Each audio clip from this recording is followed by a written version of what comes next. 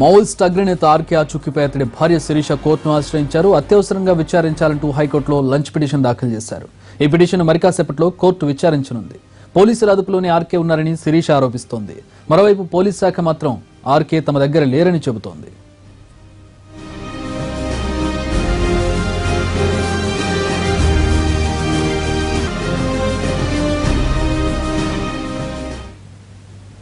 ఏఓబీలో జరిగింది ఎన్కౌంటరా లేక fake encounter అన్న దానిపై తీవ్ర చర్చ జరుగుతోంది. మరోవైపు ఆర్కే ఎక్కడున్నాడన్న దానిపై సందిగ్ధం నెలకొంది. అయితే ఆర్కే బంధువులు మాత్రం పోలీసుల అదుపులోనే ఉన్నాడని ఆరోపిస్తున్నారు. దీనిపై అప్డేట్స్ మా ప్రతినిధి శర్మ అందిస్తారు. వారం రోజుల క్రితం జరిగింది ఎన్కౌంటరా లేదంటే పోలీసులు కాల్చి చంపారా? ఇప్పుడు ఇదే వివాదాస్పదం అవుతోంది. మరోవైపు ఆర్కే జాడ కూడా తెలియరాలేదు. మరి ఈ అంశానికి సంబంధించి ఆర్కే సమీప బంధువు కళ్యాణ్ రావుతో మాట్లాడదాం.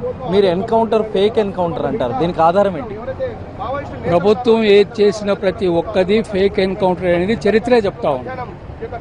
You open every page of the history, encounters history open చేయండి. ప్రతి ఒక్కరూ చెప్పేది, ప్రతి సంఘటన చెప్తుంది బోటుకు ఎన్కౌంటర్. ఇక్కడ జరిగింది బోటుకు ఎన్కౌంటర్, తప్పనిసరిగా బోటు ఎన్కౌంటర్. ఈ బోటు ఆరోపణలు కాకుండా వాస్తవ ఆధారాలు, వాస్తవం రేపు ఈరోజు కాకపోతే రేపు మొత్తం వివరాలతో సహా బయటకు వస్తాయి, దానికి ఏం డౌట్ లేదు. ఇది బోటకు ఎన్కౌంటర్. ఈ ఎన్కౌంటర్లో ఇప్పుడు ఆర్కేది కొంతమందిది డైలమాలో ఉంది.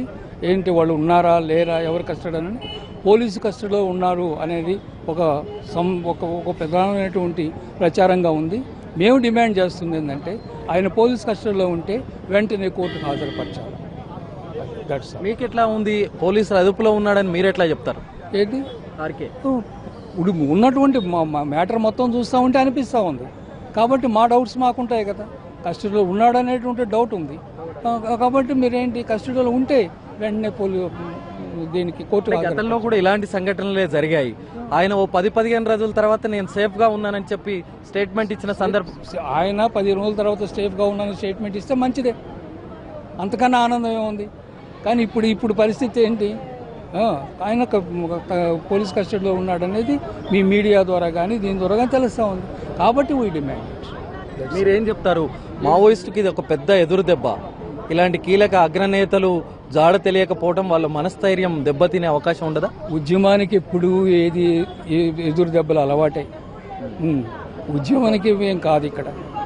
ఆ నాయకులు ఎక్కడున్నారనేది దానికోసం పెట్టండి, ఉద్యమాన్ని గురించి కాదు. అది ఎంతమంది ఇదైనా కానీ ఉద్యమం ముందుకు పోతానే ఉంటుంది. కీలక నేతల విషయంలో ఇలాంటివి జరిగితే కింది స్థాయి కార్యకర్తలు, మావోయిస్టు కార్యకర్తల్లో ఒక రకమైనటువంటి దెబ్బ. మావోయిస్టు పార్టీలో కీలక నేత అయినా ఒకటే, మామూలు కార్యకర్త అయినా ఒకటే, అందరూ ఈక్వల్ వాళ్ళు.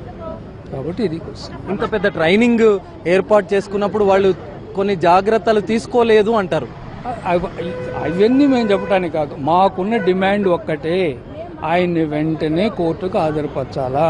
ఇంకా వాళ్ళ కస్టడీలో ఎవరున్నా వాళ్ళని కోర్టుకు హాజరుపరచాలా. That's our demand.